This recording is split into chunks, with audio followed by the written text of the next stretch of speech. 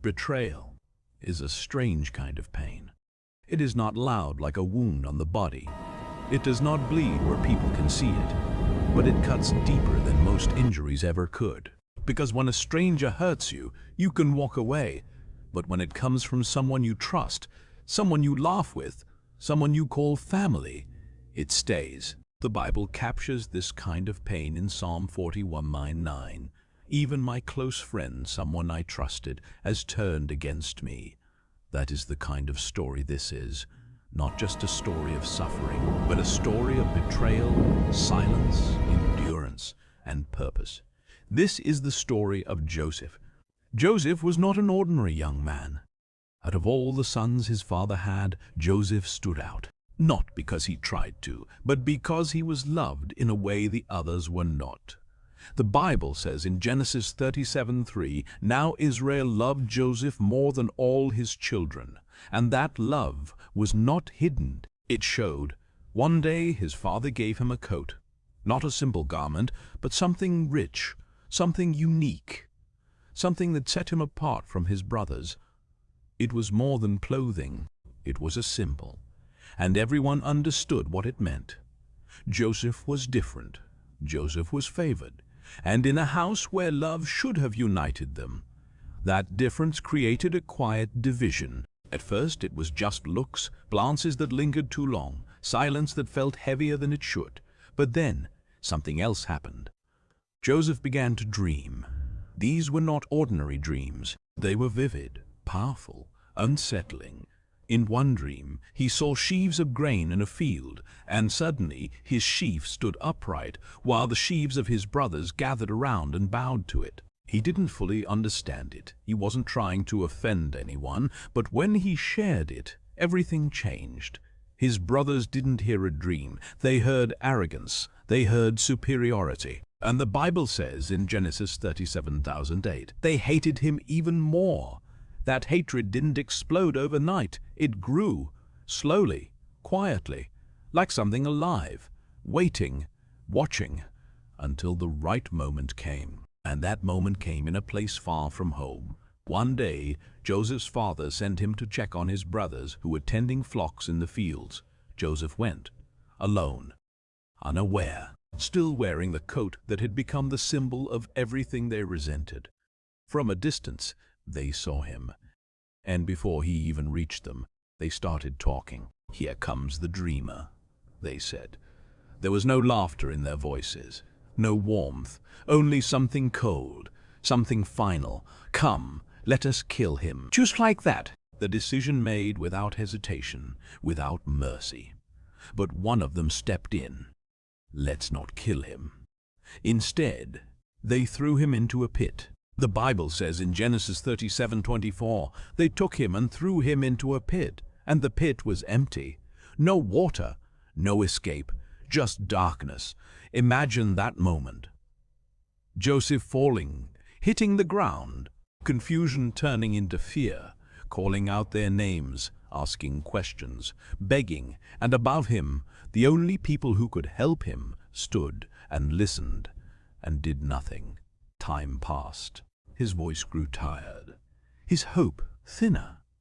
And then something even worse happened.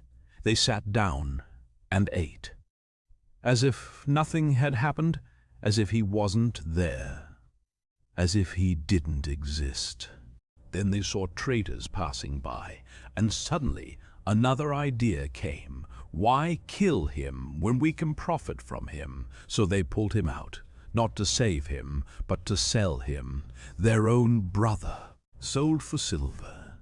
In that moment, Joseph lost more than his freedom. He lost his place, his identity, his home. He was taken to Egypt, a land he did not know, with people he did not understand, into a life he did not choose.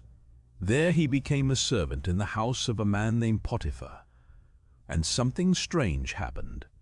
Even in slavery, Joseph remained faithful, disciplined, focused, and slowly he gained favor.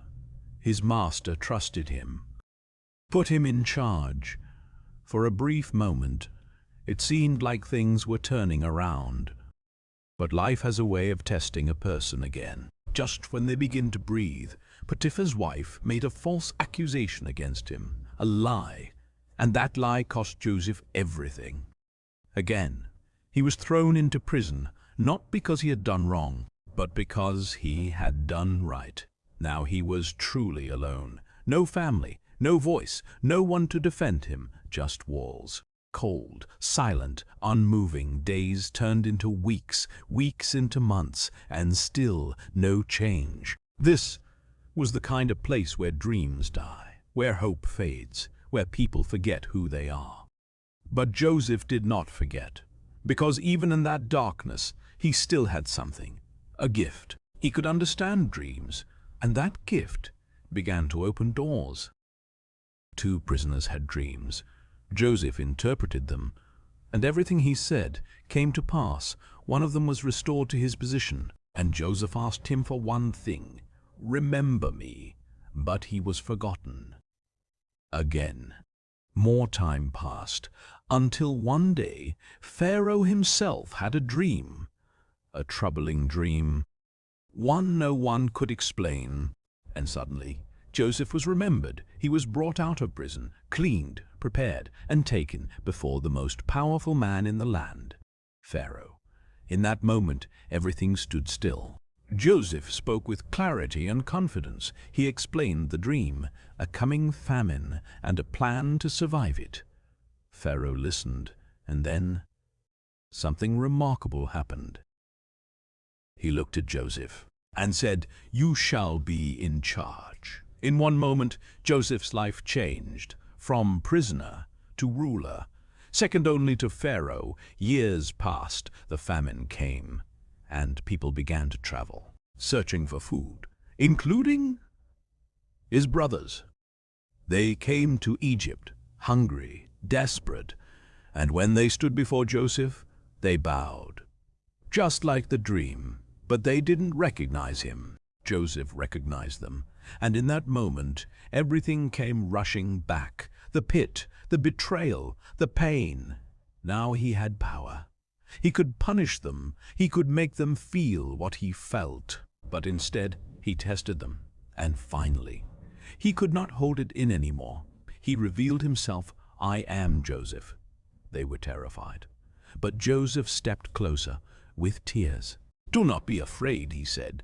"You meant it for evil, but God meant it for good." In that moment, the story changed. Not a story of revenge, but a story of purpose. Joseph forgave them, because sometimes the pain you go through is preparing you for where you are meant to be. What broke you may be the very thing that builds you.